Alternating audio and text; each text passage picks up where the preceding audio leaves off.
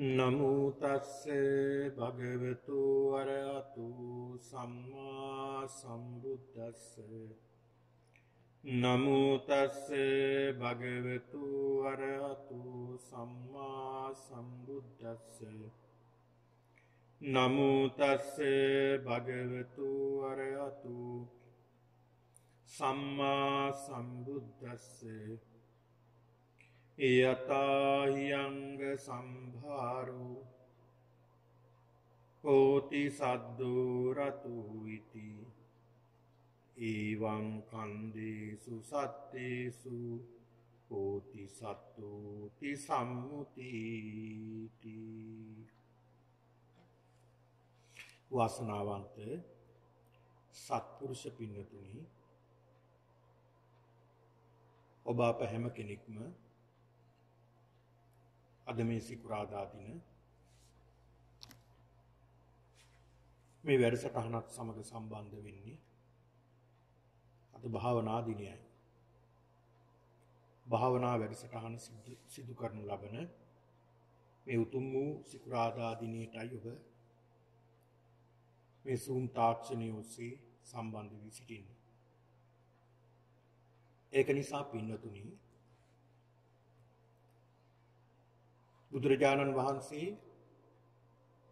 අපට පෙන්නලා දෙනවා මේ නිර්වාණ මාර්ග ප්‍රතිපදාව. මේ නිර්වාණ මාර්ග ප්‍රතිපදාව බුදුරජාණන් වහන්සේ අපට පෙන්නලා දෙන්න පින්නතුනි ඊළඟ භවයකදී නිවන් දැකීමට නෙවෙයි. බුදුරජාණන් වහන්සේ පෙන්වලා දෙන්නේ කොහොම හරි මේ භවයේදීම මේ සත්‍ය අවබෝධ කරගන්නට කියලායි බුදුහාමුදුරු පෙන්වලා දෙන්නේ. බුදුරජාණන් වහන්සේ මේ දේශනා කළ තිබෙන මේ ධර්මය, ඒකයි ධර්මය විස්තර කරන තැන. මේ පිනතුන් දන්නවා ස්වාක්ඛාතෝ භගවතා ධම්මෝ සම්දිට්ඨිකෝ අකාලිකෝ ආදී වශයෙන් සෑම දිනකම අපි මේ ධර්මයේ ගුණ සජ්ජායනා කරනවා. මේ ධර්මයේ ගැන සඳහන් කරන ගුණ සඳහන් කරන තැනක සම්දිට්ඨික කියලා සඳහන් කරන්නේ මේ කාරණාව. ඒ කියන්නේ මේ භවයේදීම ප්‍රතිඵල ලැබිය හැකි. මේ භවයේදීම ප්‍රතිඵල ලබන්නට බැරි නම් ඒක බුදුරජාණන් වහන්සේගේ දුර්වලකමක්වත් ධර්මයේ දුර්වලකමක්වත් නෙවෙයි. ඒක තම තමන්ගේ ඇති අපේ ඇති දුර්වලකම නිසා. අපේ තිබෙන මේ සද්ධා ආදී ඉන්ද්‍රියන් දියුණු කරගෙන නැති භාවය නිසා තමයි අපිට නැවත නැවත උපත ලබන්නට සිද්ධ වෙන්නේ. බුදුරජාණන් වහන්සේ පින්නතුනි කිසිම දේශනාවක කිසිම තැනක භාග්‍යතුන් වහන්සේ පෙන්නලා දෙන්නේ නැහැ තවත් ලෝකයකට ගිහිල්ලා තවත් මරණයෙන් පස්සේ තවත් තැනකට ගිහිල්ලා එතනින් නිර්වාණය සාක්ෂාත් කරගන්නට කියලා බුදුරජාණන් වහන්සේ පෙන්නලා දෙන්නේ නැහැ. ඒකට හොඳම උදාහරණයක් තිබෙනවා. ඒක ස්වාමින් වහන්සේ නමක්. ඒක ස්වාමින් වහන්සේ නමක් බොහෝම ගැඹුරින් බණ භාවනා කරනවා. උන්වහන්සේ සෝතාපන්න භාවයට පත් වුණා. ඊළඟට උන්වහන්සේ තවත් වීරිය වැඩුවා, සකදාගාමි වුණා. ඊළඟට අනාගාමි භාවයට පත් වුණා. උන්වහන්සේ දැන් එතන නතර වෙනවා. උන්වහන්සේ බුදුරජාණන් වහන්සේට සඳහන් කරන ස්වාමීනි භාග්‍යවතුන් වහන්සේ මම දැන් අනාගාමි ඵලයට පත් වෙලා තියෙනවා. භාග්‍යවතුන් වහන්සේ මම බ්‍රහ්ම ලෝකෙට යනවා. මේ බ්‍රහ්ම ලෝක මරණයෙන් පස්සේ මහා සුද්ධාවාස බ්‍රහ්ම ලෝකෙට ගිහිලා එතනින් තමයි මම නිර්වාණය සාක්ෂාත් කරගෙන පරිනිර්වාණයට පත් වෙන්නේ. පින්නතුණින් බ්‍රහ්ම ලෝකෙ උපදින සත්වයෝ බ්‍රහ්ම ලෝකෙ උපදින්නේ බොහෝ දුරට අරූපාවචර ධානය ලබාගත් ඊළඟට අනාගාමී තත්ත්වයට පත් වුණා. අය තමයි මේ සත්ත්ව ලෝකෙ උපදින්නේ. ඒ අය ඒකාන්ත වශයෙන් ඒ භවයේදීම නිර්වාණය සාක්ෂාත් කරගෙන එහෙම නැත්නම් මේ නිර්වාණය අවබෝධ කරගෙන අරහත්ත්වයටපත් වෙලා එතනදී පිරිනුවම් පානවා. එතනදී පිරිනුවම් පානවා.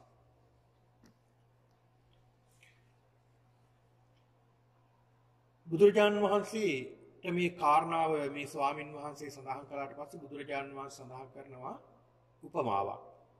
භික්ෂුව එහෙම නැත්නම් ශ්‍රමණය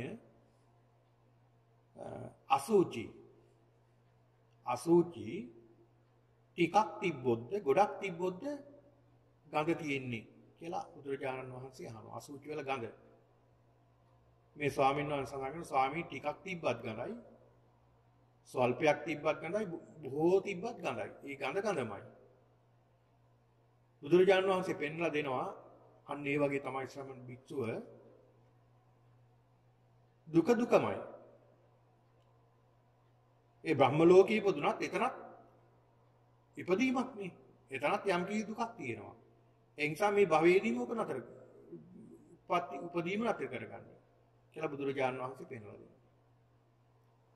ඉතින් ඒක නිසා මේ ප්‍රතිපදාව අනුගමනය කරන අපිට පින්නතුනි මේ නිර්වාණය අවබෝධ කරගන්නට තිබෙන එකම ක්‍රමය තමයි සිත අවබෝධ කර ගැනීම. ඊළඟට තමන් ගැන තමන් අවබෝධ කර ගැනීම. තමන් කියලා සඳහන් කළේ පින්නතුනි ලෝකය. බුදුරජාණන් වහන්සේ ලෝකය කියලා සඳහන් කළේ මේ බඹයක් පමණ වූ මේ ශරීරය. ඉමස්මින්පයන ව්‍යාමත්තේ කලේබරේ දුක්ඛංච සමුදයංච නිරෝධංච මග්ගංච පඤ්ඤා පේමි. දුක තියෙන්නේත් මේ ලෝකයේ තුල මේ බඹයක් පමණ වූ කය තුල. වෙන තැනක නෙමෙයි තියෙන්නේ මේ දුක. මේ කයේ තියෙන්නේ. සමුදයංච දුක දුක ඇතිවීමට හේතුව තියෙන්නේත් මේක ඇතුළෙමයි. නිරෝධංච දුක නැති කරගන්නට ක්‍රමේ තියෙන්නේත් මේ ඇතුළෙම තමයි. ඒකට මාර්ගය වඩන්ට උනේත් මේ ඇතුළෙන්මයි. අනේකට කියනවා ඕපනයික තමා තුලින්මයි මතු කරගන්නට ඕනේ. වань කොච්චර ලස්සනට බුදුරජාණන් වහන්සේ පෙන්ලා දිනන මේ කාරණාව. මේ ධර්මයේ සම්දිට්ඨිකයි මේ භවයේදීම ප්‍රතිඵල ලබා ගන්නට පුළුවන්. ඒ වගේම තමයි ඕපනයික තමා තුලින් මතු කරගන්නට ඕනේ. වෙනත් කෙනෙක් දිහා බලන නෙවෙයි තමන් දිහා බලන. තමන්ට දැනෙන දුක වේදනා තමන්ට දැනෙන පහස තමන්ට දැනෙන සංඥා පිළිබඳව හොඳ අවබෝධයකින් අපි කටයුතු කළොත් බුදුරජාණන් වහන්සේ පෙන්ලා දෙනවා ඒ තමන් ගැන අවබෝධ කරගන්නට පුළුවන්. තමන් ගැන අවබෝධ කරගන්නවා කියන්නේ පින්නතුනි සියල්ලෙන් මිදෙනවා කියන එක. ඒකට බුදුරජාණන් වහන්සේ පෙන්ලා දුන්නේ තමන්ගේ සිත අවබෝධ කරගන්නට භාවනා කිරීම ඉතාමත් වටිනවා. භාවනාව කියලා කියන්නේ වඩනවා, වර්ධනය කරනවා.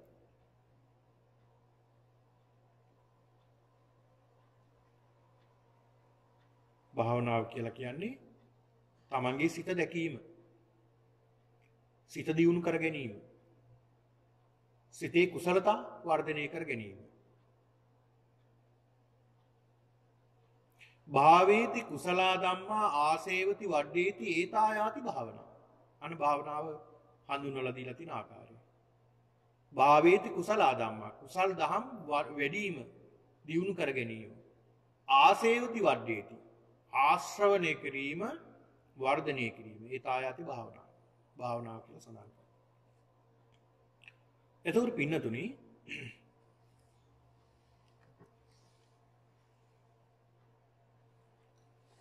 මේ භාවනා වැඩසටහනේදී අපි බොහෝ භාවනා ක්‍රම පිළිබඳව මේ පින්නතුන් දැනගන්නට යෙදුණා, දියුණු කරගන්නට යෙදුණා. ඒ වගේම භාවනාව ගැන ඔබ මීට පෙර ආතුවත් හොඳ අවබෝධයක් ඇතුව ඉන්න පින්නතුන්. ඉතින් මේ භාවනාව ඊටමත් සරල ලෙස අපිට සිද්ධ කරන්න පුළුවන් ක්‍රමයේ ඉඳලා ටිකක් ගැඹුරට මේ ධර්මය කොහොමද දකින්නේ, ධර්මතාවන් කොහොමද දකින්නේ, ධම්මානුපස්සනාව කොහොමද අපි වර්ධනය කරන්නේ කියන මේ කාරණාව එනකම් අපි සාකච්ඡා කරනවා, මේ භාවනාව දියුණු කරනවා. පින්නතුනි අපි මේ භාවනාව ආරම්භ කළේ මේ සතර සතිපට්ඨානය වර්ධනය කරගන්න. මොකද මේ සතර සතිපට්ඨානය කියලා සඳහන් කරන්නේ ඒකායනෝ අයම් භික්ඛවේ මග්ගෝ සත්තානං විසුද්ධිය. මහණෙනි එකම මාර්ගයයි තියෙන්නේ මේ සත්‍යයට විසුද්ධිය පිණිස, පිරිසිදු භාවයට. එකම මාර්ගයයි තියෙන්නේ. බුදුහාමුදුරුවෝ පෙන්ලා දෙනවා මේ එකම මාර්ගය මොකක්ද? චත්තාරෝ සතිපට්ඨාන. මෙන්න මේ සතර සතිපට්ඨාන. මේ සතර සතිපට්ඨාන දේශනේ පින්නතුනි බුදුරජාණන් වහන්සේ පෙන්ලා දෙනවා මේ සතර සතිපට්ඨානයේ හිත පිහිටවගෙන. අපි ක්‍රියා කරනවා නම් අවුරුදු 7ක් තුල අපිට ඒකාන්ත වශයෙන් අරහත්ත්වයට පත් වෙන්නට පුළුවන්. සියලු කෙලෙස් නැති කරන්න පුළුවන්. එහෙම බැරුණොත් අඩුම ගානේ අනාගාමී හරි වෙනවා. එහෙමත් නැත්නම් සකදාගාමී වෙනවා. අඩුම තරමේ සෝවාන් හරි වෙන්න පුළුවන් කියලා බුදුහාමුදුරුවෝ පෙන්ලා දෙනවා. ඒ වසර 7 ඉඳලා උන්වහන්සේ පෙන්ලා දෙනවා දින 7ක් දක්වා. වසර 7ක් දින 7ක් කාලය අතර පිනතුනි පෙන්ලා දෙනවා. ඒක තමන්ගේ වීරියත් එක්කලා වැඩෙන්න ඕන දෙයක්. කුසලයත් එක්කලා වැඩෙන්න ඕන දෙයක්. කුසලතාවත් එක්කලා වැඩෙන්න ඕන දෙයක්. ඉතින් මේ භාවනා ක්‍රම පිළිබඳව සඳහන් කරනකොට පින්නතුනි අපි මේ සතර සතිපට්ඨාන දේශනාවේදී මේ බුදුරජාණන් වහන්සේ පෙන්ලා දෙන මේ කායානුපස්සනාව. තාමත් පළවෙනි අනුපස්සනාව පිළිබඳවයි අපි මේ භාවනාව සිද්ධ කරන්නේ. කායානුපස්සනාවේදී තවත් එක්තරා දෙයක් තමයි පින්නතුනි මේ කය ගැන දකින, සිත ගැන දකින, මේ කය ලෝකය ගැන දකින තවත් ක්‍රමයක් බුදුහාමුදුරුවෝ පෙන්නලා දෙනවා. ඒ තමයි ධාතු මනසිකාරය. ධාතු මනසිකාරය. මේ ධාතු ලෙස දැන් අපි මීට පෙර මේ කය දැක්කා පිළිකුල් ලෙස. කොටස් 32ක් කරලා මේ කය ජීවත් වෙලා ඉන්නකොට කොටස් 32ක් ක්‍රියාත්මක වෙනවා. ඒ කොටස් 32 මොනවද කියලා පිළිකුල් ලෙස අපි දැක්කා. තමන්ගේ කයේ කොටස් ගලවමින් විමර්ශනය කරමින් අපි දැක්කා, බැලුවා මේ කය යහපත් දෙයක්ද, සුන්දර දෙයක්ද, මේ කයේ වටිනා දේවල් තියෙනවද, අභ්‍යන්තරේ තියාගන්න පුළුවන් දෙයක් තියෙනවද, වටිනා දේවල් මොකක්ද තියෙනවද කියලා අපි බැලුවා. එකින් එක කොටස් වෙන් කර බලනකොට එකින් එකට දකින්නකොට පින්නතුනි දැනෙන්නේම පිළිකුලක්ම පමණයි. පිළිකුලක්ම පමණයි අපිට දැනෙන්නේ. ඊළාට මෘත ශරීරයක් අපි කොටස් කරමින් කොහොමද මේ මෘත ශරීරයේ අස්ති කොටස් දක්වාම විහිදීලා යන්නේ කියන බවත් අපි බැලුවා. මොකද අපි වෙනත් මෘත ශරීරයක් දිහා බලමින් අපි ඒ දිහා බලන්නේ අපි තාම මැරිලා නැහැ. මැරුණාම අපිට බලන්නත් බෑ. ඒක නිසා තමයි අවිඥාන අසුභයේ විදිහට අපි ඒක බුදුරජාණන් වහන්සේ පෙන්ලා දීලා තියෙන්නේ. මේ භාවනාව පින්නතුනේ මේක හඳුන්වලා දුන්නට අවිඥාන අසුභ භාවනාවේදී මේ නවසීවතිකය කියලා කියන දස අසුභය මේ භාවනාව විශේෂයෙන් ප්‍රගුණ කරන්නේ ස්වාමින් වහන්සේලා. ගිහි අය ප්‍රගුණ කරනවා බොහොම අඩුයි. ස්වාමින් වහන්සේලා තමයි මේ භාවනාව දියුණු කරන්නේ. ඉතින් මේ අවිඥානික අසුභයත් අපි තරමක් දුරට මුකුමක්ද කියලා අපි දැනගත්තා. ඊළඟට අපිට තියෙන්නේ මේ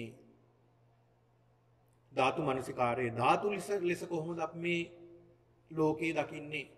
දැන් මම කලින් සඳහන් කළා මේ ලෝකය කියලා කියන්නේ මේ අපි මේ හදාගත්ත සම්මුති ලෝකයක් තියෙනවා. අන්න සම්මුතිය. ඒතකොට මේ සම්මුතිය කියලා ගත්තාම පින්නතුනි අපිට මේ සම්මුති ලෝකයක් තියෙනවා. මේ සම්මුතිය ඉක්මවා අපිට යන්නට බෑ මේ ලෝකේ ජීවත් වෙනවා නම්. මේ ලෝක ජීවත් වෙනවා නම් ඒ සම්මුතිය ඉක්මවලා අපිට යන්න බෑ. ඒ සම්මුතිය ඉක්මවා යනවා නම් ඒ කෙනාට මේ ලෝකෙ ඉන්නත් බෑ. සම්මුතිය ඉක්මවලා යනවා නම් ඒ කෙනාට මේ ලෝකෙ ඉන්නත් බෑ. ඒ සම්මුතිය ඉක්මවා යන එක අවස්ථාවක් මම මේ පින්නතුන සඳහන් කරන්නම්. පින්නතුනි ඔබ අහලා ඇති ගිහි කෙනෙක් ගිහි ශ්‍රාවකයෙක් බුදුරජාණන් වහන්සේගෙන් ධර්මයේ ශ්‍රවණය කළා හෝ කෙලසක හෝ ඔහු රහත් භාවයට පත් වෙනවා. ගිහි කෙනෙක්. ඒ රහත් භාවයට පත් වුණ කෙනා දින 7කින් පිරිනිවන් පාන්න ඕනේ. එහෙම නැත්නම් පැවිදි වෙන්න ඕනේ. දින 7ක් ඇතුළත පැවිදි භාවයට පත් වෙන්නට ඕන. එහෙම නැත්නම් පිරිනිවන් පාන්නට ඕන. ඒක ධර්මතාවක්. ඇයි එහෙම වෙන්නේ? එයාට ජීවත් වෙන්නට බෑ ගිහි ගෙදර. ඇයි ඒ ගිහි ගෙදර තියෙන රාගය ඔහු තුල නැහැ. දැන් ගිහි ගෙදරක රාගයක් තියෙනවනේ. රාගය කියන දේ මේ ගිහි ගෙදර තියෙනවා. ඇලීම් තියෙනවා. ඒතර මේ ඇලීම් නැති කෙනෙක්ට මේ ගෙදර ඉන්න බෑ. මේ ගිහි ගෙදර ද්වේෂය තියෙනවා. හැබැයි ඔහුට ද්වේෂය නැහැ. ඒක නිසා ඔහුට ඉන්න බෑ. ඒක සූසු තැනක් නෙවෙයි. ගැටුම් ඇති වෙන තැනක්. ගිහි ගෙදර මෝහය තියෙනවා. හැබැයි ඔහු තුල මෝහය නැහැ. මේ මෝහය නැති කරලා තියෙන මේ රාග, ద్వේෂ, මෝහ කියන මේ කෙලෙස් සියල්ල මුලින්ම උපටලා දාලා තියෙන්නේ. ඒක නිසා එතන ඉන්න බෑ. පැවිදි භාවයටපත් වෙන්නට ඕනේ. හුදකලා වෙන්නට ඕනේ. ඒ හුදකලා පැවිද්ද පමණයි ඔහුට පිළිසරණක් වෙන්නේ. එහෙම නැත්නම් පින්වම් පාන්නට ඕනේ. අදිස්ථාන කරන පිරිවම් පාන්න. අන්න ඒක නිසා පින්නතුනි මේ සම්මුතිය අපිට ඉක්මවන්න හරි අමාරුයි. ඉතින් මේ බුදුරජාණන් වහන්සේ පෙන්ලා දෙනවා මේ සම්මුති ලෝකේ සහ පරමාර්ථ ලෝකේ කියලා ලෝක දෙකක්. සම්මුති ලෝකයේදී අපි සම්මුතියක් හදාගෙන තියෙනවා. සම්මුතියක් හදාගෙන තියෙනවා මේ සම්මුති ලෝකයේ තුල. දැන් ඔය ඇත්තෝ මේ පන්සල කියලා හදාගෙන තියෙනවා. පන්සල. ඊළඟට ගෙදර වැඩපළ තමන්ගේ වාහනය තමන්ගේ ඉඩම තමන්ගේ නෑදෑයෝ තමන්ගේ දුව පුතා දරුවෝ මේ විදිහට අපි හදාගෙන තියෙනවා සම්මුති ලෝකයක්. එතකොට මේ හදාගෙන තියෙන සම්මුති ලෝකය තුල තමයි අපි ජීවත් වෙන්නේ. ඒකනේ බුදුහාමුදුරුවෝ පෙන්ලා දුන්නේ මේ සබ්බේ පුතුජන උම්මත්තකා කියලා. පුතුජනයෝ මේ උමතුයෙන් තමයි අපිට ක්‍රියා කරන්නේ. ඒ කියන්නේ ප්‍රත්‍යඥ සියලු දෙනා උමතුයෙන් ක්‍රියා කරන්නේ. කොහොමද උමතුයෙන් ක්‍රියා කරන්නේ? දැන් අපි හිතමුකෝ මෙහෙම තමන්ගේ පුතා හෝ දුව හැමදාම වැඩට ගිහිල්ලා ගෙදර එනවා. නැත්නම් පාසල් ගිහිල්ලා ගෙදර එනවා. එදා ආවේ නැහැ. පණිවිඩයක් දුන්නෙත් නැහැ එන්නේ නැහැ කියලා. ඔබට මොකක් වෙයිද? ඔබ පිස්සුවෙන් වගේ දුවනවා, හරියට දුවනවා, මෙහෙට දුවනවා, දරුවා හොයන්න. ඇයි මේ? අර බැඳීම නිසා. සම්මුත ලෝකයක් ගොඩනගාගෙන තියෙනවා. ඒ සම්මුතිය නිසා තමයි අපිට එහෙම වෙන්නේ. සම්මුති ලෝකය.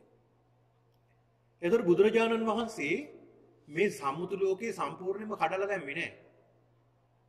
ඒක අවබෝධ කරගන්නයි බුදුහාමුදුරුවෝ පෙන්නලා දුන්නේ. මොකද සම්මුතිය නැතුව අපිට ජීවත් වෙන්නට බෑ. පරමාර්ථය අපි අවබෝධ කරගන්නට ඕනේ. හැබැයි පරමාර්ථය අවබෝධ කරගෙන සම්මුති ලෝකයේ තුල අපිට ජීවත් වෙන්නට වෙනවා. එතකොට මෙන්න මේ සම්මුතිය කියලා බුදුහාමුදුරුවෝ පෙන්නලා දුන්නේ අපි හදාගත්ත ලෝකයක් තියෙනවා. ඒ කියන්නේ රූප වේදනා සංඥා සංඛාර විඥාන තුලින් අපි සංඥා ගොඩනගාගෙන තියෙනවා. ඒ කියන්නේ පින්නතුනි අපි මේ ලෝකේ හදාගෙන තියෙනවා අපි මේ සංඥාවක් තුලින්. සංඥාවක් තුලින් හදාගෙන තියෙනවා. ඒ කියන්නේ ගිරිමානන්ද සූත්‍රයේ බුදුහාමුදුරුවෝ පෙන්ලා දෙන්නේ ඒ හදාගත්ත සංඥා ටික ගලවලා දාන්න කියලා. අනිත්‍ය සංඥා. අපි මෙච්චර කාලයක් හදාගෙන තියෙන්නේ මේ සසරේ මොකක්ද? නිත්‍ය සංඥා. නිට්ටයයි කියලා තමයි හිතාගෙන ඉන්නේ. දැන් බලන්නකො උදාහරණයක් විදිහට දැන් ඔයත් හොඳට බණ දහම් දන්නවා. හොඳට ධර්මයේ අවබෝධයක් තියන අය. හැබැයි Tamanගේ ළඟම කෙනෙක් මිය ගියොත් මොකක් වෙයිද? අපිට දුක හිතෙනවා. අඬනවා. ඇයි මෙහෙම වුනේ? ඇයි මෙහෙම සිද්ධ වුනේ? ඇයි මෙහෙම සිද්ධ වුනේ කියලා අපි හිත කලබල කරගන්නවා. අඬනවා, වැළපෙනවා, දුක් වෙනවා. ඇයි මේ එහෙම වෙන්නේ? පින්නතුනි මේ සසරේ අපි හදාගෙන තියෙනවා නිත්‍ය සංඥාව. ඒක නිසානේ අපි මේ අවිද්‍යාව නිසා මේ ලෝකෙට එන්නේ. මේ ලෝකෙ උපදින්නේ. විවිධ යෝනිවල අපි උපදින්නේ. දැන් ඉන්නේ අපි මෙතන. දැන් ඉන්න තැනට අපි ආදරේ. දැන් ඉන්න තැනට අපි කැමතියි. මෙතනින් තව තැනකට ගියාම එතෙන්ටත් අපි කැමතියි. එතෙන්ටත් අපි කැමතියි. ඒකයි බුදුහාමුදුරුවෝ පෙන්ලා දෙන්නේ ඔය පළවෙනි ධර්ම දේශනාවේදී. ධම්මචක්කප්පවත්තන සූත්‍රයේදී යායන් තණ්හා පෝනෝ භවිකා නන්දි රාග සහගතා තත්ත තත්‍රාපි නන්දිනී. යායන් තණ්හා ඒ තැන්වල තණ්හාව ඇති කරගන්නවා. දැන් මනුසත් භවයක් නෙවෙයි. අපි මිනිස්සෙක් කියලා ඉපදිලා දැන් මේකට තණ්හාව ඇති කරගන්නවා. පෝනෝ භවිකා පුනර්භවයක් ඇති කරගන්නවා. තෘෂ්ණාව නිසා. නන්දි රාග සහගතා නන්දි රාගය ඇති කරගන්නවා. ඒ කියන්නේ දකින හැම දෙයකම අපි ආස කරගන්නවා. අල්ල ගන්නවා. තත්ත තත්‍රාපි නන්දිනී. ඒ තැන්වල මොකද වෙන්නේ? ඇලෙනවා. දැන් මේකට ඇලිලා තියෙනවා.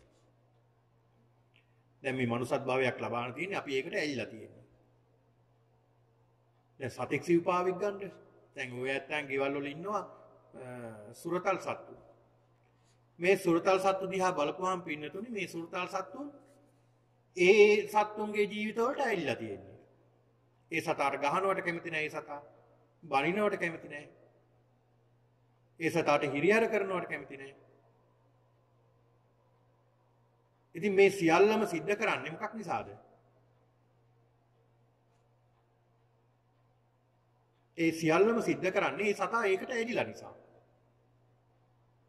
දැන් තවත් උදාහරණයක් ගන්නම්කෝ. ඔයත් මේ රටේ නම් කොහොමද දන්නේ?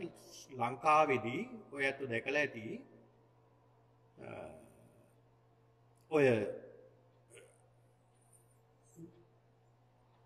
එහෙම ඇවිදින් යන සුනකයෝ ඉන්නවා. ඒ සත්තු සමහර විට ඒ සත්තුන්ගේ හැම රැලි ගහිලා ඔක්කොම ඒ සත්තුන්ගේ බූල් ඔක්කොම හැලිලා ඊළඟට කහ කහ හැමතැනම තුවාල. හැබැයි ඒ සතා කැමතිද මැරෙන්න? නෑ. ඒ සතක් කැමති ජීවත් වෙන්න. කහ කහ හරි දුක් විඳ විඳ හරි මොහොතක් හරි ජීවත් වෙන්නයි කැමති. ඇයි? තත්ත තත්‍රාභිනන්දිනී. අන්න එතෙන්ට ඇලිලා නිසා. එතෙන්ට ඇලිලා නිසා. ඒක නිසා පින්නතුනි බුදුරජාණන් වහන්සේ පෙන්ලා දෙනවා. මෙන්න මේ සම්මුති ලෝකයක් අපි හදාගෙන තියෙනවා. ඒ සම්මුති ලෝකේ හදාගෙන තියෙන නිසා අපි ඒ තුල ඉන්නවා මොකක්ද? නිත්‍ය සංඥා. නිත්‍යයි කියලා හිතා ඉන්නවා. ඒ සසරේ අපි අරගෙන ආපු ක්‍රමයක් තියෙනවා නිත්‍යයි කියලා. ඒ නිත්‍යයි කියලා අරගෙන ආපු නිසා තමයි අපිට කොච්චර ධර්මයේ දැනගත්තත් අපි ඒ වෙලාවේ සැලෙනවා, දුක් වෙනවා, කම්පා වෙනවා. ඒ දේවල් හැමෝම කම්පා වෙනවා. දැන් සමහරු හිතන දෙයක් පින්නතුනි ඔය කර්මය ගැන සඳහන් කරනකොට එහෙම අවස්ථාත් අපි අහලක් තියෙනවා, දැකලක් තියෙනවා, සමහර අය සඳහන් කරලා තියෙනවා. බොහෝ පින් දහම් කරන අය පන්සල් යනවා, භාවනා කරනවා, පන්සලට දන් දෙනවා, පොදු වැඩ කටයුතු කරනවා, බොහෝම හොඳයි. හැබැයි හදිසිය දැඩි ලෙස අසනීප වෙනවා. දැඩි වේදනාවක් විඳිනවා. ඒ අය කල්පනා කරනවා අනේ මම මෙච්චර කරලත් මට මෙහෙමද සිද්ධ වෙන්නේ. මම මෙච්චර කරලා හැබැයි මට කිසි සහනයක් නැහැ. මටත් මෙහෙම වෙනවා. අනිත් අය අපූර්වයකට ඉන්නවා. පව්කම් කරන අය අපූර්වයකට මේ ලෝකේ ජීවත් වෙනවා. කරදරයක් වන්නේ ඒ අයට. හැබැයි මට ඇයි මෙහෙම වෙන්නේ? මෙච්චර මම මේ පින් දහම් කරලා ඇයි මට මෙහෙම වෙන්නේ කියලා හිත සැල වෙනවා. හිත අපිට එහෙම කියනවා. බොහෝ දෙනෙක් එහෙම දුක් වෙනවා. ඇයි අපිට මෙහෙම වෙන්නේ? අපි මෙච්චර පින් කරනවා, මෙච්චර කුසල් කරනවා. මම පන්සල හැදුවා, පන්සලේ චෛත්‍ය හැදුවා, සංඝාවාසය හැදුවා. මෙහෙම දේවල් මෙහෙම දෙයක් කළා, මම පුජ්‍යන්තාවට උදව් උපකාර කළා. හැබැයි මට දැන් මොකද මේ වෙලා තියෙන්නේ? ඇයි මට මෙහෙම වෙන්නේ කියලා කලකිරෙනවා ධර්මයේ කියලා. එයා එහෙම කලකිරෙන්නේ ධර්මයේ ගැන දන්නේ නැති නිසා. පිනතුනේ කර්මය කියන්නේ හරි පුදුම දෙයක්. ඒකයි බුදුහාමුදුරු දේශනා කරන අචින්තේ සූත්‍රයේදී කම්ම විසිය අචින්තියෝ න චින්තේ තබ්බෝ යං චින්තෙන්තෝ උම්මාදස්ස විඝාතස්ස භාගියක. මේ සඳහන තියෙන්නේ පින්නතුනි අචින්තේ සූත්‍රය. කර්ම විෂය අචින්තයයි. හිතල ඉවර කරන්න බෑ. ඒක හිතන්න ගියොත් සාමාන්‍ය කෙනෙක් ඔහුට උම්මාද වෙනවා, පිස්සු හැදෙනවා, උමතු වෙනවා, කෙලවරක් නැති වෙනවා. ඒක හොයාගන්න. ඒක බුදු කෙනෙක්ගේ විෂයක් පමණයි. කර්මය කියන්නේ අපිට හිතලා ඉවර කරන්න බෑ. ඒක ගැන දන්නේ නැති නිසා තමයි අපි දුක් වෙන්නේ. හැබැයි යම් හේකින් අපේ පෙර කර්ම අපිට දැක ගන්න පුළුවන් ක්‍රමයක් තියෙනවා. එහෙම ක්‍රම තියෙනවා. Taman ධර්මය අවබෝධ කරගත්තාම තමන්ගේ කර්ම දැක් ගන්න පුළුවන්. මොකද්ද මේ කර්මය කියලා? ආසන් වහන්සේලා ඒකනේ බලන්නේ. දැන් මුගලන් මහරහතන් වහන්සේ බැලුවා ඇයි මට මේ කරදරේ වෙන්නේ? හැමදාම මේ හොරු ඇවිල්ලා මගේ දොර කඩන්න හදනවා. මොකද්ද හේතුව? බලනකොට බැලුවා උන්වහන්සේට මේකෙන් බේරෙන්න බෑ. උන්වහන්සේලා දකින්න පුළුවන් ඒ සියල්ල අවබෝධ කරගත් උත්තමයන්ට බුදුපසේ බුදු මහරහතන් වහන්සේලාට. හැබැයි අපිට ක්‍රමයක් තියෙනවා නම් එහෙම නැත්නම් අපිට දැක ගන්න පුළුවන් නම් මේ කර්මය කොහොමද කියලා අර පුද්ගලයා කල්පනා කරයි අපිට මෙහෙම වෙලා මදි අපි කරපු දේවල් වලට. අපි පෙර සසරේ කරලා තියෙන දේවල් වලට මේ පව් උනේ නෑ මට. අපිට එහෙම හිතේ. ඒ පෙර කර්ම තමයි අපිට එන්නේ. ඒ පෙර කර්මයක් තමයි මුල් වෙන්නේ.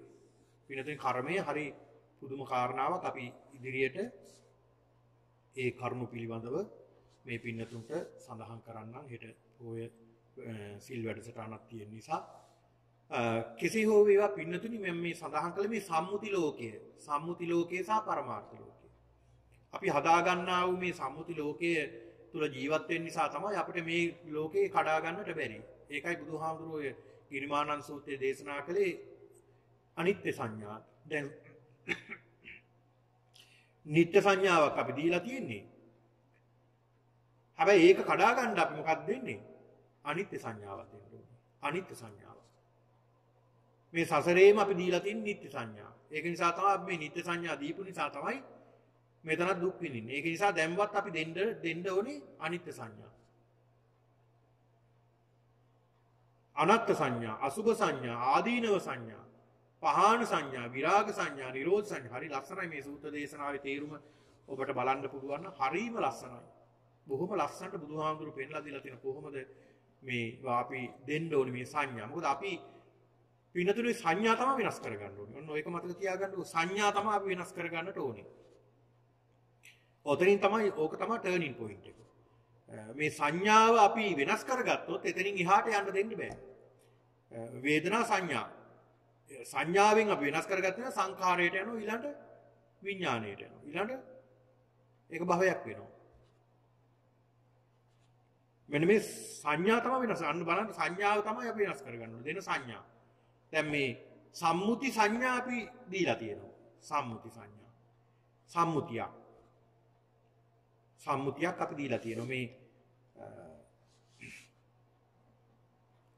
අපි මේ කතා කරන පින්නතුනි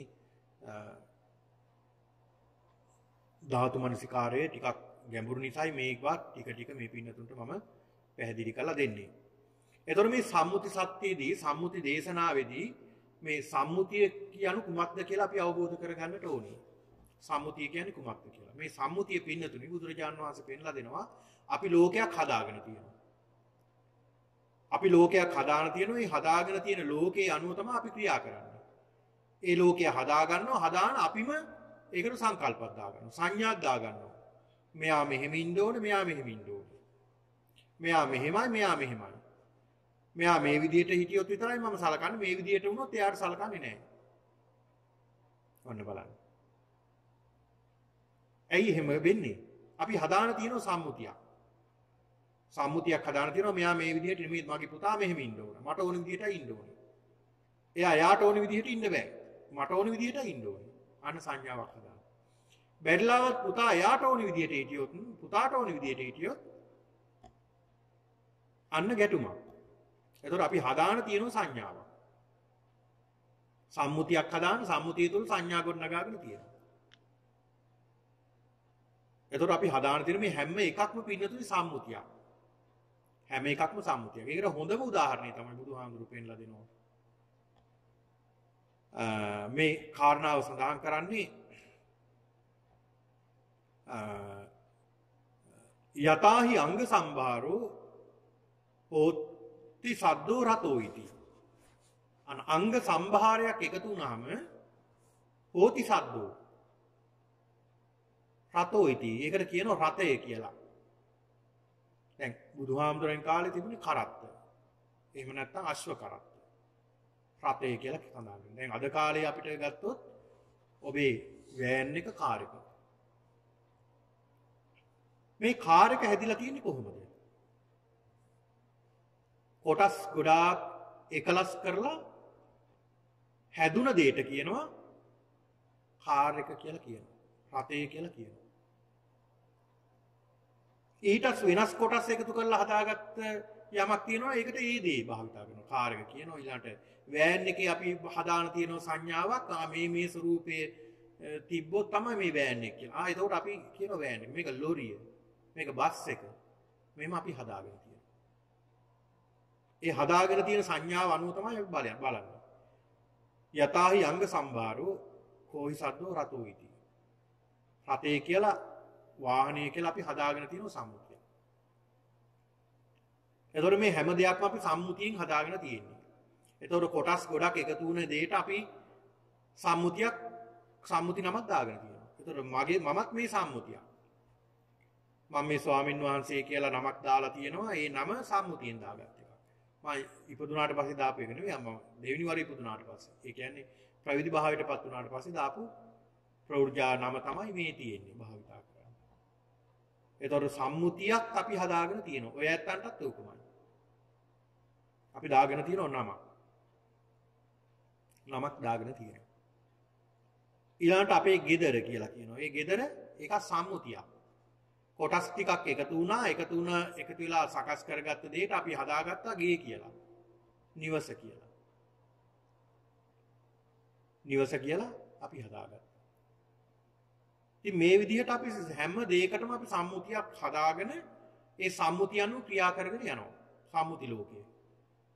එතකොට මෙන්න මේ සම්මුති ලෝකයක් ගොඩනගාගත්ත නිසා තමයි අපි මේ සසරේ මේ සම්මුති ලෝකයක් ගොඩනගාගෙන ඒ තුල නිත්‍ය සංඥා දාගත්තා අපි. ඒක නිසා අපි මේ ලෝකේ තාමත් යනවා. තාමත් මේ ලෝකේ දුක් විඳින්මින් අපි ජීවත් වෙනවා. මේ සම්මුති ලෝකේ. ඊළඟ බුදුහාමුදුරු පෙන්වලා දෙනවා පරමාර්ථ විදියට දකින්න. පරමාර්ථ විදිය. කොහොමද පරමාර්ථ විදියට දකින්නේ? පින්නතුනි. එතකොට දැන් අපි සඳහන් කළානේ යතාහි අංග සම්භාරෝ කෝහි සද්දෝ රතෝ හිති. ඒවං කන්දේසු සත්තේසු හෝති සත්තෝති සම්මුති. ස්කන්ධ ගොඩක් එකතු වෙනවා. ස්කන්ධ ගොඩක් එකතු වුණාම අපි හදා ගන්නවා සම්මුති නමක් සත්ව කියලා. අර රතේ නැත්නම් කාර් එකේ කොටස් ටිකක් එකතු කරගෙන ඒක අපි කොටස් ටිකක් එකතු කරගෙන යකඩ ගොඩවල් ටිකක් එකතු කරගෙන ඒකට අපි නමක් දාගත්තා රතය කියලා. මෙතනත් අපි කොටස් ටිකක් එකතු කරගෙන දාගත්තා සත්ව කියලා. සම්මුතියක්. එතකොට රතේ කොටස් ටික අපි අයින් කරනවා. දැන් අපි හිතලා බලමුකෝ අපි උදාහරණයක් විදිහට හිතමු කෙනෙක් කවුරු හරි සොරෙක් අපේ රතේ හොරකම් කරගත්තා. හොරකම් කරගෙන අරගෙන ගියා. දැන් අපි හොයනවා. දැන් මේ සොරා මොකද කරන්නේ? මේ පුද්ගලයා ඒ අපේ කාර් එක අරගෙන ගිහිල්ලා ගෑරේජ් එකකට කොහෙට හරි අරන් ගිහලා කෑලි ඔක්කොම ගලවනවා. මොකද මේ මිනිස්සයාට ඒ කෑලි ගලවුවම තමයි ඒවා අලෙවි කරගන්න පුළුවන්. කෑලි ඔක්කොම ගලවලා පැත්තකින් තියෙනවා. අපි ඒ තැන හොයා ගන්නවා. හොයාගත්තට පස්සේ බලමු අපිට කාර් එක නෑ. හැබැයි කාර් එකේ කොටස් ටික තියෙනවා. එතකොට මෙතන කාර් එකක් තිබ්බද? නෑ. දැන් කාර් එකක් නෑ. කලින් තිබ්බා. දැන් කොටස් ටිකක් තියෙන්නේ කාර් එකේ. අන්න බලන්න. කාර් එකේ කොටස් ටිකක් තියෙන්නේ. රෝදා ටික පැත්තක තියලා, එන්ජිම ගලවලා පැත්තක තියලා, සීට් එක ගලවලා පැත්තක තියලා, ඊළඟට අනිත් වටේ තියෙන කොටස් ටික පොඩිය ගලවලා පැත්තකින් තියලා, මේ සියල්ලම ගලවලා පැත්තකින් තැන් වලින් තියලා. හරියට පිළිකුල් භාවනාවේදී අපි කෑලි කොටස් ටික ගලවලා පැත්තකින් තියලා තියෙනවා වගේ. අන්න බලන්න ඒක මතක තියාගන්නකෝ ඇත්තෝ. මේ කොටස් ටික ගලවලා පැත්තකින් තිබ්බා වගේ. ඒතකොට එතන සත්වයක් නැහැ කොටස් ටිකක් තියෙන්නේ. සත්වයක් නැහැ කොටස් ටිකක් පමණයි තියෙන්නේ. එතකොට මේක මොකක්ද මේ? අපි හදාගත්ත එකක් නෙමෙයි. දැන් අපි හදාගත්ත සම්මුතියක් මේ.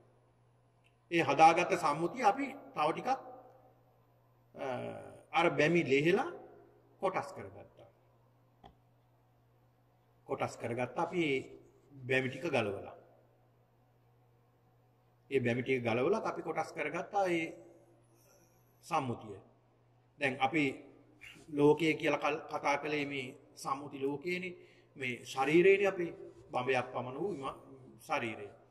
මේ බඹයක් පමණ වූ මේ සිරුර අපි ස්කන්ධ විදියට කොටස් කරනවා. රූප කොටස පැත්තකින් තියෙනවා. වේදනා කොටස පැත්තකින් තියෙනවා. සංඥා කොටස පැත්තකින් තියෙනවා. සංස්කාර කොටස පැත්තකින් තියෙනවා. විඥාන කියන මේ කොටස පැත්තකින් තියෙනවා. එහෙම කිව්වම ටිකක් ගැඹුරුයි නේ. ගැඹුරුයි කියන්නේ ටිකක් අපිට තේරුම් ගන්න ටිකක් අපහසු කොහොමද සංඥා කොටස පැත්තකින් තියන්නේ. මෙහෙම ඊළාට වේදනා කොටස කොහොමද පැත්තකින් තියන්නේ. අපි මෙහෙම කල්පනා කරමුකෝ මේ ශරීරයේ කොටස් ටික අයින් කරගමු මේ රූපේ තියෙන මේ ඔලු හිස කොටස ගලවලා පැත්තකින් තියෙනවා. අත් දෙකක් ගලවලා පැත්තකින් තියෙනවා. කකුල් දෙකක් ගලවලා පැත්තකින් තියෙනවා. ඊළඟට කඳනේ ඉතුරු වෙන්නේ ඒ ටිකක් ගලවලා පැත්තකින් තියෙනවා. ඒතකොට එතන සත්‍යයක් නැහැ. සම්මුතියකින් හදාගත්ත මේ අහවල් කෙනා මේ කියලා නම දාගෙන අපි හදාගත්ත දෙයක් තියෙනවා. දැන් එතන තියෙන එක කොටසක් අරගෙන තවත් අපිට කොටස් කරන්න බැයිද? පුළුවන්. අපි ගන්නවා හිස. අරගෙන දැන් අපි ඒකට කියනවා හිස් කොටස. හිස. ඒ හිස අරගෙන මොකද අපි කරන්නේ? ඒකත් කොටස් කරනවා. ඇස් දෙක ගලවලා පැත්තකින් තියෙනවා. කන් දෙක ගලවලා පැත්තකින් තියෙනවා. දිව ගලවලා පැත්තකින් තියෙනවා. දත් ටික තියෙනවා ඒ ටික ගලවලා පැත්තකින් තියෙනවා. ඇයි බැමි ගලවලා පැත්තකින් තියෙනවා. කන් දෙක ගලවලා පැත්තකින් තියෙනවා.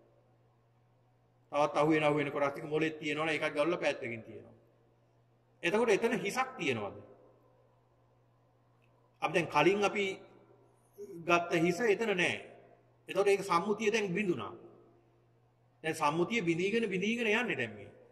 අපි නමක් දාගත්ත අපි හිතමු සිරිපාල කියලා. සිරිපාලගේ ශරීරයේ කොටස් ටික තමයි මේ වෙන් කරන්නේ. මේ සිරිපාලයේ කෑලි ටික කොටස් ටික වෙන් කරනවා. වෙන් කළා දැන් හිස ගත්තා. හිසත් දැන් වෙන් කළා. එතකොට දැන් එතන සිරිපාලගේ හිස කියලා දෙයක් අපි සංකල්පයක් හදාගෙන තිබුණා. සම්මුතියෙන් හැබැයි ඒක දැන් නැහැ. කොටස් ටිකක් තියෙන්නේ. ඒ හිසෙත් තියෙන කොටස් ටික ගලවලා අපි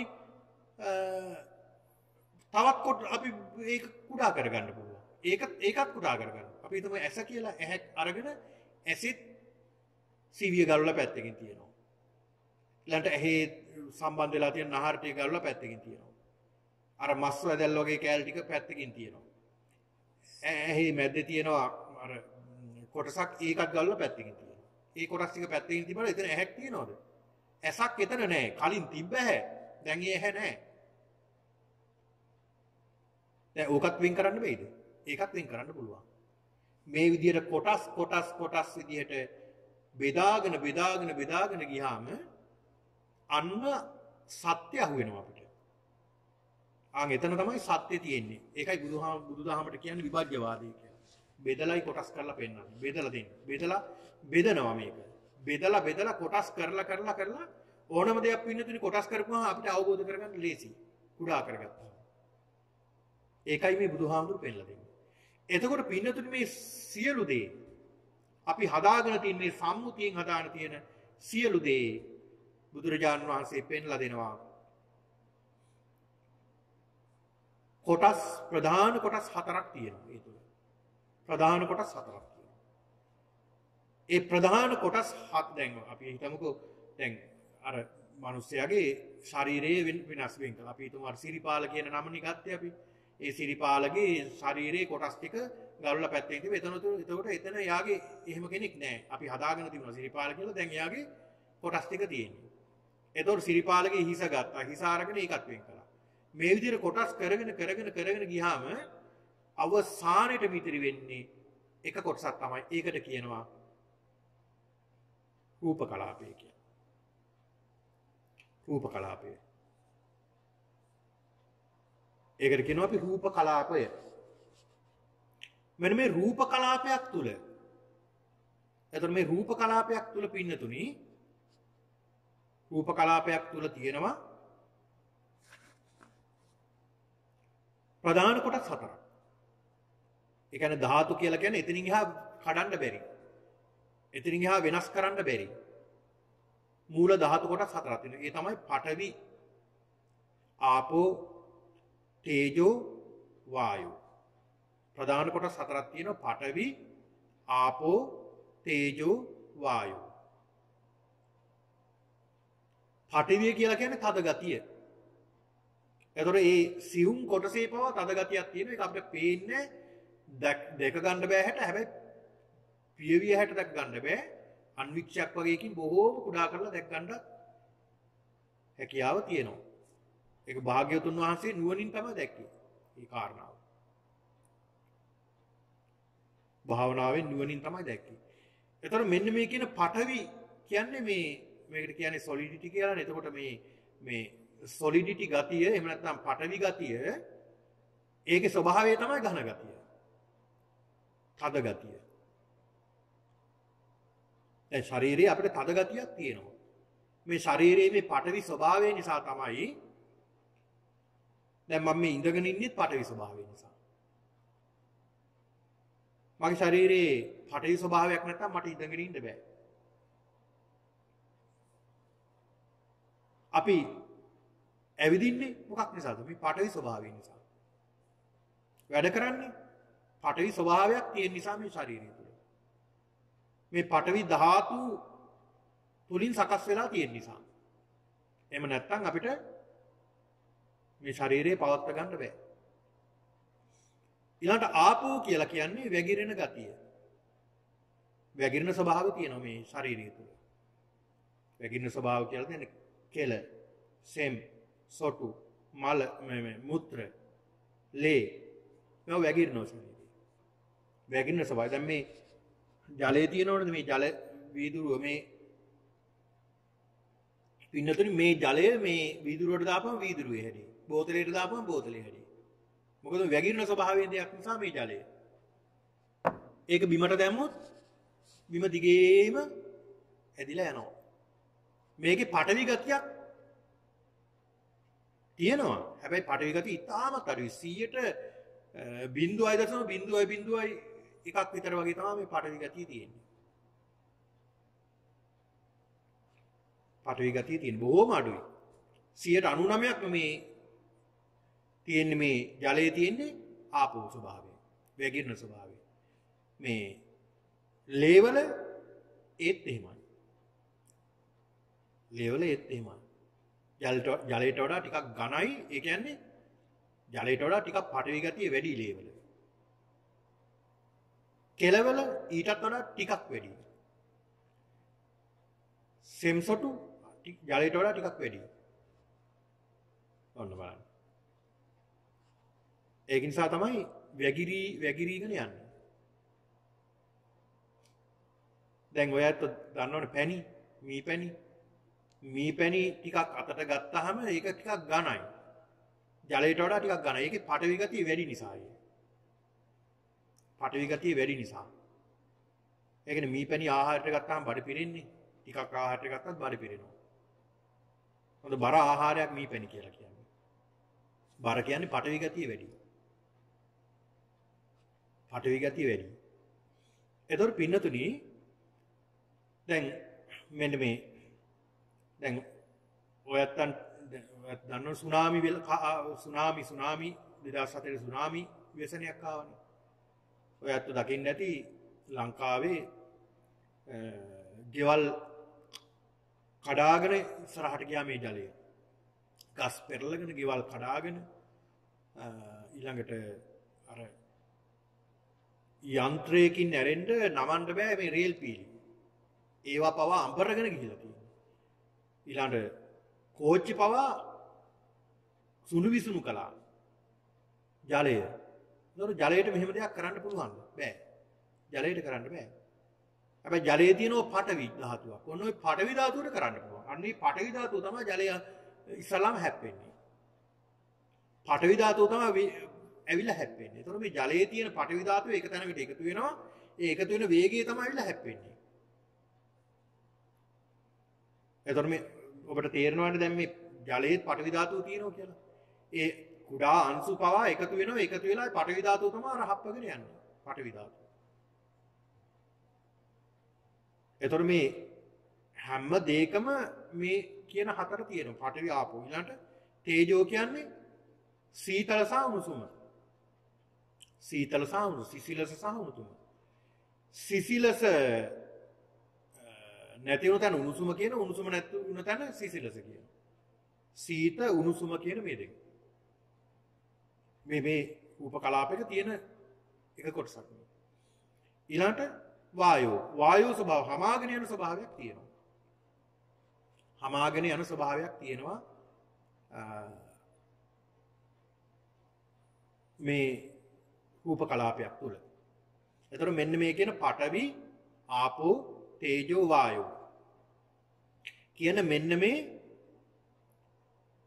සතර මහා භූත ප්‍රධාන වශයෙන් තියෙනවා. සතර මහා භූත ප්‍රධාන වශයෙන් තියෙනවා. ඊට අමතරව පින්නතුනි මෙන්න මේ රූපකලාපයක. මෙන්න මේ රූපකලාපයක දැන් මේ රූපකලාප කියලා මේ පින්නතුනි මම සඳහන් කළානේ මේ බෙදලා අපේ ශරීරය වේවා බාහිර වස්තුවක් වේවා කෑලි වලට කොටස් කරන්න බැරි අවසානම කොටසට කියනවා රූපකලාපය. රූපකලාපය. මෙන්න මේ රූපකලාපයේ තියෙන කොටස් හතර. ඒ කොටස් හතර ප්‍රධාන කරගෙන තවත් කොටස් කීපයක් තියෙනවා. තවත් හතරක්. ඒ තමයි පඨවි, ආපෝ, තේජෝ, වායෝ, වර්ණ. ඒ රූපකලාපයක් තුල වර්ණයක් තියෙනවා. මේ පඨවි, ආපෝ, තේජෝ, වායෝ කියන මේ සතර මහා භූත ප්‍රදාන කරගෙන ඒ හතර නිසා ඇති වෙලා තියෙන වර්ණයක්. වර්ණයක් ඇති වෙලා තියෙනවා. ඊළඟට ගන්ධයක් ඇති වෙලා තියෙනවා. ඊළඟට රසයක් ඇති වෙලා තියෙනවා. ඕජෝ කියලා කියන්නේ ඒක විනාශ වෙනකොට තවත් මතු කරවන ස්වභාවයක්. ඒකෙන් තවත් ඇති කරවනවා. ඒකෙන් තවත් නිර්මාණය කරවනවා. ඒ ස්වභාවයක් තියෙනවා. මෙන්න මේ කොටස් 8ක් තියෙනවා. ඒකට කියනවා සුද්ධ අෂ්ටක කියලා. 8ක් තියෙනවා. අසුද්ධ කියලා කියන්නේ පිරිසිදු. ඒ කියන්නේ මේක වෙනස් කරන්න බෑ. මෙන්න මේ කියන රූප කලාපයක් තුල මෙන්න මේ කියන කොටස් 8 තියෙනවා. අන්නේ රූප කලාප දැන් මේ කියන පඨවි, ආපෝ, තේජෝ, වායෝ, වර්ණ, ගන්ධ, රස, ඕජා කියන්නේ මේ කොටස් 8 හැදිලා තියෙන මේ රූප කලාපය ලක්ෂ කෝටි ගාණක් එකතු වුණ තැන අන්න රූපයක් කියලා කියනවා. එතන අපි කියනවා රූපයක් කියලා. රූපයක් කියලා කියනවා. එතකොට මේ රූපය හැදිලා තින්නේ කොහොමද? අර රූප කලාප වලින්. රූප කලාප හැදිලා තියෙන්නේ පඨවි, ආපෝ, තේජෝ, වායෝ, වර්ණ, ගන්ධ, රස, ඕජා මේ කියන කොටස් වලින්. ඒ කොටස් වලින් තමයි හැදිලා තියෙන්නේ මේ රූප කලාපයක්. ඒක රූප කලාප ගොඩක් එකතු වෙන තැන අපි කියනවා රූපයක්. ඒ රූප තමයි අපිට පේන්නේ. ඇහැ අරපුවම රූප පේන්නේ. ඒ පේන හැම රූපයක්ම දැනෙන හැම රූපයක්ම මෙන්න මේ කියන කොටස් වලින් හැදිලා තියෙනවා. ඔන්න බලන්න. ඒ කොටස් වලින් හැදිලා තියෙන්නේ. දැන් අපි ඇහැ අරපුවම අපිට පේනවා වයි වාරණ රූප පේනවා. ඇහැ අරපුවම. ඒ අපි මේ ඇහැ කියලා හැදිලා තියෙන්නේ මේ කියන රූප කලාප වලින්මයි. එතකොට රූප කලාපයක් තුල තියෙන්නේ පඨවි ආපෝ තේජෝ වායු වර්ණ ගන්ධ රස ඕජා. එතකොට මේ රූප කලාප හැදිලා තියෙන මේ ඇසේ තියෙන්නේ පඨවි ආපෝ තේජෝ වායු. මේ කියන කොටස් ටික. ඊළඟට මේ හදාන තියෙන මේ රූපයෙන් අපි බලනවා තව රූපයක්. ඒ රූපේ තියෙන්නේ මොනවද? ඒ රූපේ තියෙන්නේ පඨවි ආපෝ තේජෝ වායු රූප කලාප ගොඩක්. අර පඨවි ආපෝ තේජෝ වායු ආදී මේ කියන පරමාර්ථ ධර්ම වලින් හැදුන රූප කලාප ගොඩක් එකතු වෙලා තමයි රූපයක් පේන්නේ. රූපයක් පේන්නේ. ඔකට තවත් මම හොඳ උදාහරණයක් ඔයයන්ට කියන්නම්. ඔයයන්ගේ දුරකථනයේ තියෙනෝනේ. මේ ෆෝන් එක අරගෙන තමන් ගත්ත පින්තූරයක් හෝ එහෙම නැත්නම් කුමක් හෝ පින්තූරයක් අරගෙන හොඳට zoom කරන්න. zoom කරලා බලපුවාම ඒ රූපේ අපිට පේන්නේ නැහැ. ඇයි? එතන පේන්නේ නිකන් තිත් ගොඩක් වගේ පේන්නේ. ඇයි එහෙම වෙන්නේ? අරක කුඩා කරලා බෙදලා බලපුවාම අන්න අරව තමයි පේන්නේ. රූප කලාප ගොඩක් පේන්නේ. ඒ රූප තමයි පේන්නේ. ඒවත් තව කුඩා කරන්න පුළුවන් නම් අපිට දැක් ගන්න පුළුවන්. මොනවද මේ කියන්නේ? මෙන්න මේකයි බුදුහාමුදුරුවෝ තේරුම් ගන්නට කියලා බුදුහාමුදුරුවෝ පෙන්නලා දුන්නේ.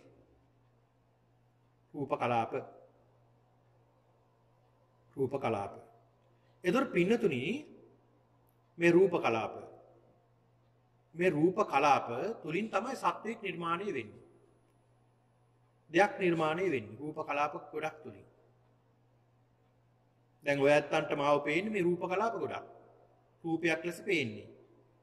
ඒ රූපයක් ලෙස පේන ඔබ අඳුනා ගන්න මේ රූපය රූප කලාප ගොඩක් තමයි මේ නිර්මාණය වෙලා තියෙන්නේ.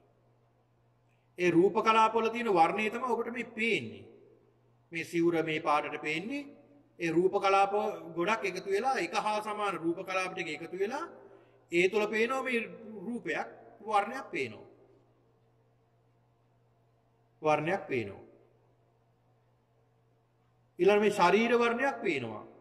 ඒ රූප කලාප ගොඩක් එකතු වෙලා ඒකට අදාළ රූපේ තමයි පේන්නේ. ඒ දෙයට අදාළ රූපේ තමයි පේන්නේ. අන්න බලන්න. මොනතරම් ගැඹුරක් තියෙනවද බුදුරජාණන් වහන්සේ පෙන්ලා දුන්න මේ ලෝකය. ඒ කියන්නේ බුදුහාමුදුරුවෝ පෙන්ලා දුන්නේ මේ තව කෙනෙක් ගැන හොයනවට වඩා තමන් ගැන හොයන්න කියලා. අර බද්දවග්ගිය කුමාරවරු 30 තින්සවග්ගිය කුමාරවරු. ඒ කියන්නේ කුමාරවරු 30 දෙනෙක් කාන්තාවක් හොයාගෙන යනවා. මේ කාන්තාව හොයාගෙන යන මේ කුමාරවරු 30 දෙනාට බුදුහාමුදුරුවෝ හම්බ වෙනවා. බුදුහාමුදුරුවෝ දැනගෙනමයි මෙතන වැඩ ඉන්නේ. මොකද මේ අයගේ ප්‍රඥාව දැක්ක අවදි කරගන්න පුළුවන්. ඉන්ද්‍රියන් වෙట్లా තියෙන්නේ. බුදුහාමුදුරෙන් අහනවා ස්වාමීනි ඔබ වහන්සේ දැක්කද මෙතනින් කාන්තාවක් යනවා. අපේ රත්තරන් බඩු ටික අරගෙන කාන්තාව කොරෙන් පැනලා ගියා. කාන්තාවක් යනවා දැක්කද කියලා බුදුහාමුදුරෙන් ඇහුවා. බුදුහාමුදුර සඳහන් කරනවා කුමාරවරුනි ඇයි වඩාත් උතුම් අනුන් ගැන හොයන එක තමන් ගැන හොයන එක. මේ කල්පනා කළා මේ කාන්තාවක් අනුන් ගැන හොයනට වඩා හැබැයි තමන් ගැන හොයන එක නම් ස්වාමීනි හොඳයි. එහෙනම් වාඩි වෙන්න කිව්වා ධර්මයේ දේශන තමන් ගැන. අන්න බලන්න තමන් ගැන තමන් දැනගන්නට ඕනේ. තමන් ගැන තමන් දැනගන්නට ඕනේ. ඒතර තමන් කොහොමද කියලා අපිට දැනගන්නට පුළුවන්. ඒතර පින්නතුනි මේ අපේ ශරීරයේ සකස් වෙලා තියෙන මේ සම්මුති කොටස් තුලින් ඒතර සම්මුතිය ඇදිලා තියෙන්නේ මෙන්න මේ රූප කලාප තුලින්. මෙන්න මේ රූප කලාප කොටස් කරලා ගත්තාම පරමාර්ථ විදිහට අපිට දැක් ගන්න පුළුවන්. පරමාර්ථ විදිහට දැක් ගන්න පුළුවන්. ඒකට කියනවා අපි පරමාර්ථ. ඒතර මේක අපි කියනවා සත්ත්ව ලෝකය, සම්මුති ලෝකය, සත්ත්ව ලෝකය. මේ සම්මුති ලෝකය, සත්ත්ව ලෝකය මේ ලෝකයේ යථා පරිදි දැක ගන්නයි බුදුහාමුදුරු පෙන්ලා දුන්නේ. යථා පරිදි දැක ගන්න. එතකොට මේවා කොටස් කරපුවාම පින්නතුනි පඨවි ආපෝ තේජෝ වායෝ වර්ණ ගන්ධ රස ඕජා තව තියෙනවා. විශේෂයෙන්ම පඨවි ආපෝ තේජෝ මේ සතර මහා භූතයන්මයි මේ ශාරීරික ක්‍රියාත්මක වෙන්නේ. සතර මහා භූතයන්. දැන් අපි ලෙඩ වෙනවා. අපි ලෙඩ වෙන්නේ මොකක් නිසාද? මේ සතර මහා භූත කිපීම නිසා. ඒ කියන්නේ සතර මහා භූත ඇදිලා තියෙන්නේ සතර මහා භූත කියලා සඳහන් කරන්නේ වාපිච්චෙන්. වා කියලා කියන්නේ වාතය. එතකොට එතන තියෙනවා මේ භූත රූපයක් තියෙනවා. පිත් කියලා කියන්නේ පිට කියලා කියන්නේ. ඒ පිට කියලා කියන්නේ ආපෝ ස්වභාවය දෙයක්. සෙම් ආපෝ ස්වභාවය දෙයක්. එතකොට මෙන්න මේ කියන ධාතු කිපීම. ධාතු වෙනස් වීම. දැන් ආයුර්වේදයේ සඳහන් කරනවා පින්නතුනි ආයුර්වේදයේදී ඔය ධාතු කිපීම නිසා ලෙඩ වෙනවා. ධාතු වෙනස් වීම නිසා ලෙඩ වෙනවා. සප්ත ධාතු කිපීම කියලා කියන්නේ ආයුර්වේදයේ සඳහන් කරනවා ධාතු හතක් පිළිබඳව ආයුර්වේදයේ සඳහන් කරනවා මේ ධාතු පිළිබඳව. එතකොට මේ ධාතු හත කිපීම නිසා අපි ලෙඩ වෙනවා. ඇයි මෙහෙම වෙන්නේ? මේ ධාතු වෙනස් වීම නිසා. මේ ශරීරයේ තියෙන මේ ධාතු වෙනස් වීම නිසා. ඔන්න බලන්න. දැන් කෙනෙක් මරණයටපත් වුණාම ඒ මරණයටපත් වුණාම එතන අර තියෙන මේ තිබුණ ධාතු හතරම වෙනුවට වැඩිපුර ශක්තියක් ඇති වෙන්නේ පඨවි ධාතුව. ටිකක් වෙලා යනකොට අර ලේත් ගල් වෙනවා. එතකොට අර තිබුණ ලේ පඨවි ධාතුවටපත් වෙනවා. දැන් බලන්න උදාහරණයක් විදිහට ගත්තොත් දැන් ඔයත්ෝ මේ රටේ විවිධ ප්‍රදේශවලට ගියාම ඔයත් අන්න දකින්න ලැබෙනවා අයිස් කඳු. අයිස් කඳු තියෙනවා. සමහරට මේ මුහුදෙත් පිරලා තියෙනවා අයිස් කඳු. එතකොට මේ අයිස් කඳු තුල මොනවද තියෙන්නේ? ජලය. ජලයේ ඝන භාවයටපත් වෙලා මේ තේජෝ ධාතුව වැඩි වෙලා, ඒ කියන්නේ සීතල වැඩි වෙලා, ඒ සීතල වැඩිකම නිසා අයිස් කඳු බවටපත් වෙලා. එතකොට මේ සීතල වැඩි වුණාම අන්න බලන්න මොකද වෙලා තියෙන්නේ? ආපෝ ස්වභාවයේ වස්තු පඨවි ස්වභාවයටපත් වෙලා. දැන් ජලය කියන්නේ ආපෝ ස්වභාවයෙන් දෙයක්. ඒ ආපෝ ස්වභාවය වෙනස් කරන්න පුළුවන් තේජෝ ස්වභාවයට. තේජෝ ධාතුව උස් පහළ නැමෙත වැඩි අඩු වීම නිසා අන්න බලන්න තේජෝ ධාතුව අඩු වෙනවා. ඒ කියන්නේ අපි හිතමුකෝ ඒක මයිනස් යනවා කියලා. සීතල අපිට මේ ටෙම්පරේචර් එක පල්ලෙහා යනවා. එතකොට මොකද වෙන්නේ? අන්න අර ජලය ඝන බවටපත් වෙලා පඨවි ධාතුව වැඩි වෙනවා. අපි මේ ජලය රත් කරනවා. මොකද වෙන්නේ? මේ අයිස් කැට් ටික දාලා රත් කරනවා. අන්නේ ජලය නැවත මොකද වෙන්නේ? ඒ පඨවි ධාතුව නැති වෙලා ආපෝ ධාතුව වර්ධනය වෙන්න ගන්නවා. ආපෝ ධාතුව වර්ධනය වෙන්න ගන්නවා. මෙන්න මේ කියන ධාතු වල වෙනස් වීම නිසා තමයි මේ සියල්ල සිද්ධ වෙන්නේ. ධාතු. ඒතර මේ ශාරීරිය තුල පින්නතේ ධාතු තමයි අපිට දැක ගන්නට පුළුවන් වෙන්නේ. මේක සියුම් විදියට බෙදලා ගත්තාම ඉතින් මේක තමයි පින්නතේ මේ ධාතු මනසිකාරය. ධාතු මනසිකාරය ධාතු විදියට මේ ශාරීරිය බෙදලා බලන ආකාරය. ඉතින් අපිට වෙලා තිබෙන කාලය අවසానයි. ඒක නිසා පින්නතුනි මේ මොහොතේදී මේ සියලු දෙනාටම ප්‍රාර්ථනා කරනවා අද මේ භාවනාව අපි ඉදිරියට සිද්ධ කරනවා. කොහොමද මේ භාවනාව සිද්ධ කරන්නේ කියලා ඉදිරියට අපි මේ දේශනාව මේ පින්නතුණු මම පැහැදිලි කරලා දෙන්නම්. හොඳයි මේ මොහොතේ සිහිපත් කරගන්න අද දවසේදී මේ සිද්ධ කරගත්තා වූ මේ උතුම් වූ කුසලානුභාව බලයෙන් ඔබ සියලු දෙනාටම උතුම් වූ චතුරාර්ය සත්‍ය අවබෝධයේ පිණිස මේ උතුම් පින්කම හේතු වාසනා වේවා කියලා සාදු කියලා ප්‍රාර්ථනා කරගන්න. ආකාසට්ටා ච බුම්මට්ටා දේවා නාග මහිද්దికා පුඤ්ඤන්තං අනුමෝදිත්වා චිරං රක්ඛන්තු ශාසනං. ආකාසට්ටා ච බුම්මට්ටා දේවා නාග මහිද්దికා පුඤ්ඤන්තං අනුමෝදිත්වා චිරං රක්ඛන්තු දේශනං. ආකාසට්ටා ච බුම්මට්ටා දේවා නාග මහිද්దికා පුඤ්ඤන්තං අනුමෝදිත්වා චිරං රක්ඛන්තු මම් පරන්ති.